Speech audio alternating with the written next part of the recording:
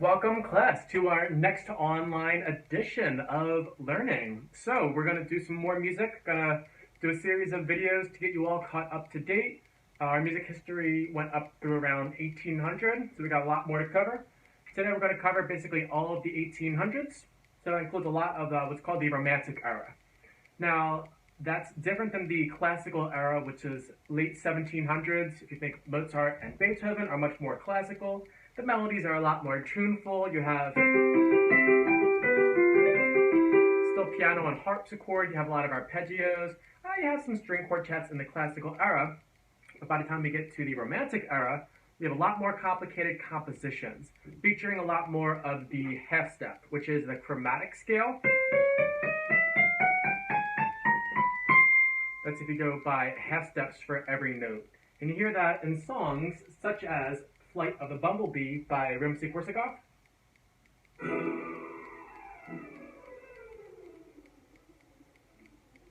Probably can't hear part of that, so I'll do it on piano.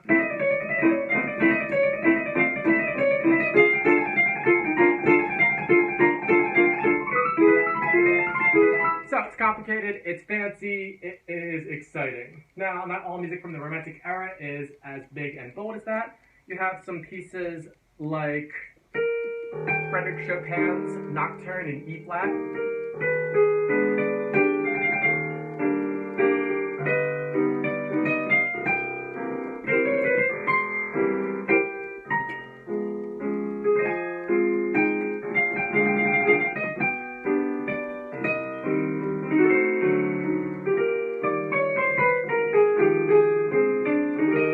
So we have a lot more fancy chords going on in there. That last piece I played was featuring a lot of half steps, the chromatic notes, and it gets away from the more ordinary chords. We've talked a lot about major, minor, diminished, and augmented chords, but sometimes you have chords go over top of each other, like the second chord of that song. First one is major, but the second chord is an A flat diminished over E flat, which is a little bit of an unusual progression, but it's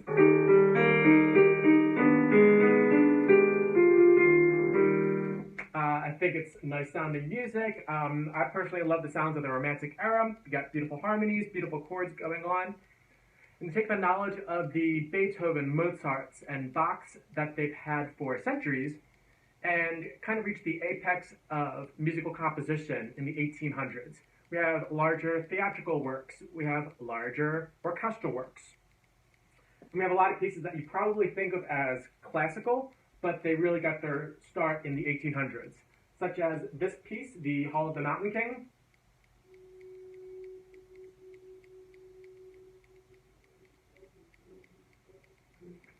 This isn't going to work too well with my computer here, is it? Let me turn the volume up. So that's this piece. So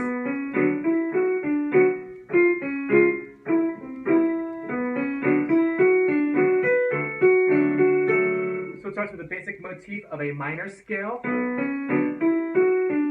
that goes diminished, and then C major over B minor, which has a lot of dissonance or tension, and then it continues back to it switches a few different keys in there. I included a fun little video for you to watch. It's an old game online called Line Rider, so check that out if you're interested. Of course, as I mentioned in the National Anthem video, if you watch that, make sure you watch that. But in the 1800s, we have a lot of marches. So you might have found some national anthems that are march-like, that have a very strong feeling of the beat. Now, it's often going to be either in a 2/4 feel or a bump, bump, bump, bump, bump, which is a 6/8 feel. 1, 2, 3, 4, 5, 6, 1, 2, 3, 4, 5, 6, 1, 2, 3, 4, 5, 6, 1, 2, 3, 4, 5, 6, and so on, what gives it that, which you hear in Stars and Stripes Forever, which is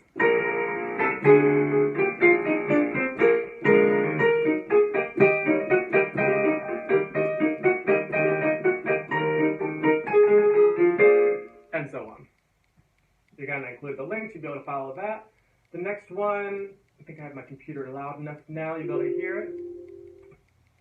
is an orchestral piece called Also Sprach Zarathustra. You've probably heard it from certain movies such as 2001: A Space Odyssey or parodies thereof. It features this prominent motif with the trumpet.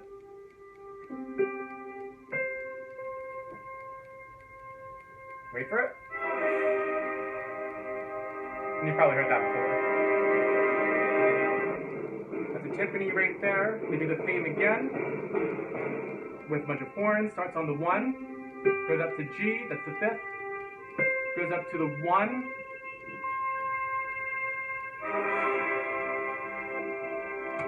it's big, it's dramatic. It's actually a pretty short piece, only a minute and 47, but it's very dramatic. No more was it a sense of, oh, here's a cute little piece, and there's a few dramatic moments, such as the ending. No, composers in the Romantic era like to have a lot more complexity throughout the piece. They might have a little bit more variety in the harmonic structure, such as going from major to minor in that song, or featuring the prominent timpani line, or not having quite as prominent of a steady rhythm. It's not the case for all the pieces in that era. We have the 1812 Overture, written by Peter Ilyich Tchaikovsky. He's a Russian composer, back when Russia was very Western. In the early 1800s, Russia and the Russian Tsar was pretty much all those, the Russian royalty were intermarried with the rest of Europe, and Russia wanted to be very European at that time. So we have the 1812 Overture. Starts off very stately. Features the La Marseillaise at the very beginning. That's the French national anthem. In this part of the song, you're probably like, oh, this is boring. Because a lot of these pieces, like, oh, they all sound the same, right? No. You'll hear the part of the song that you've probably heard before in certain movies, such as V for Vendetta. Later on in the song, it features church bells, which I'll cue ahead.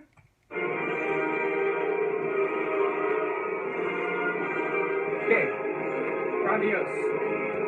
And in the event that you're following that with speakers, I apologize if that was too loud, because in a second there's also going to be a cannon fire. That's right, Peter Tchaikovsky has in a score for there to be cannons shot off to make the song sound so extra big and epic.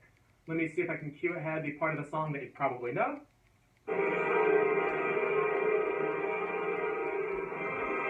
Wait for it.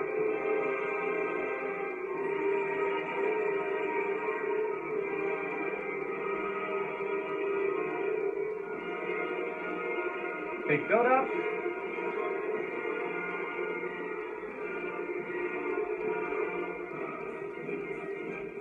Oh, it's that song. Yes.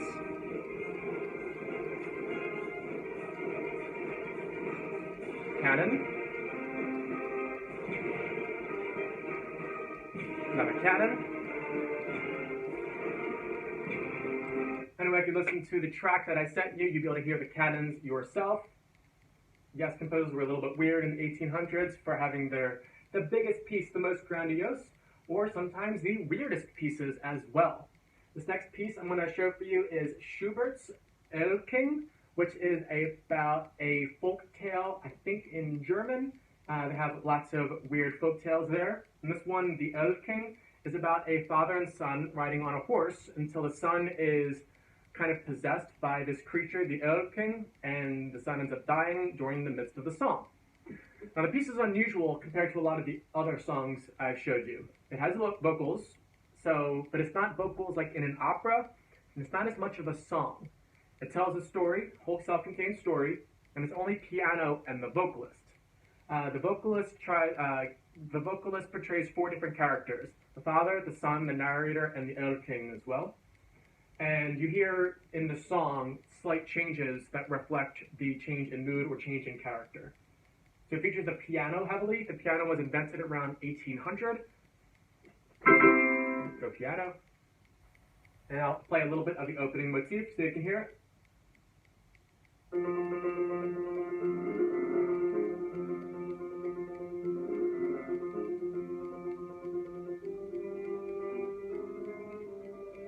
It's very haunting. I'm sure if you hear the piece, you'll hear it even more haunting as it goes on, especially when the sun dies. You hear the song get a lot slower. And that was the time period when a lot of people were a little bit obsessed with the dead and obsessed with nature, getting away from the city and finding inspiration from the land. That's why a lot of composers started writing songs for their homeland. We have that in Finlandia.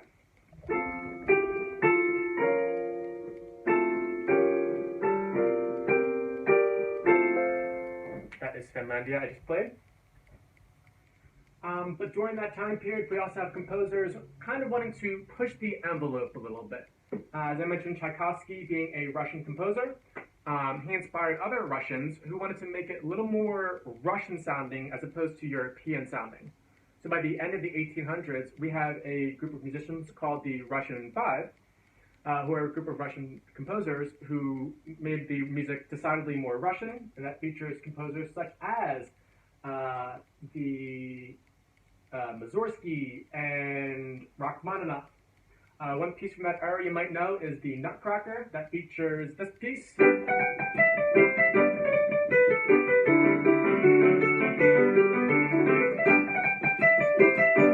And so on. That's called Trepak.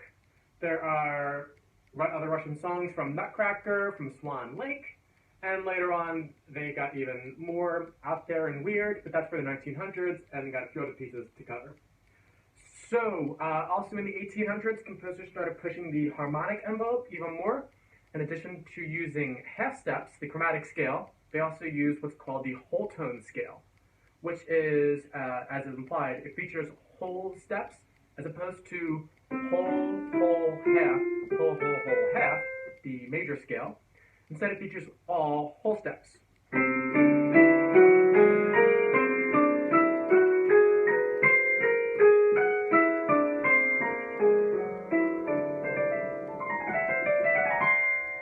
So it's all whole steps. It features a bit of a whimsical sounding. Features in there the augmented chord, as well as other notes in the scale. You hear that in compositions such as Claude Debussy's Prelude to the Afternoon of a Faun, which is a 10-minute piece. It's beautiful, but it's kind of rambling. It's not going to be as big of an orchestral work. By the late 1800s, we shift from the Romantic era to the Impressionistic era, which features a lot more of the dreamlike compositions. We have Claude Debussy also wrote Clair de Lune, which sounds like this.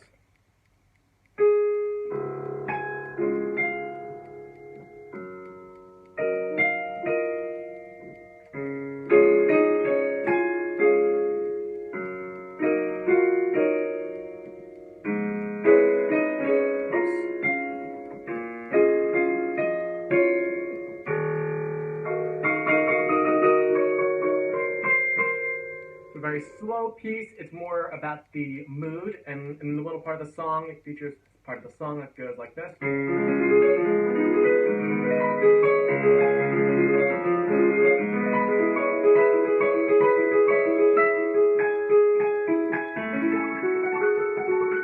So beautiful lush harmonies going on, and again, it features more the whole tone scale. Plenty of other compositions from the Romantic era, but I'm already at 14 minutes and probably haven't even watched this whole thing, so I'm just going to stop now so I can get to the next video so you can continue your learning. In the event you have been listening to this whole video, I thank you, and I'll give you an extra credit point if you say in an email, I watched the end of this video. I'm not going to mention it in any of my other videos or texts, so if you end up watching this, great. If not, oh well. Hopefully you follow the links, and hopefully you're still paying good attention to all of your studies, because it's important to still learn in these crazy times. So hopefully we can rebuild our fractured society and find lots of hope and inspiration for future generations.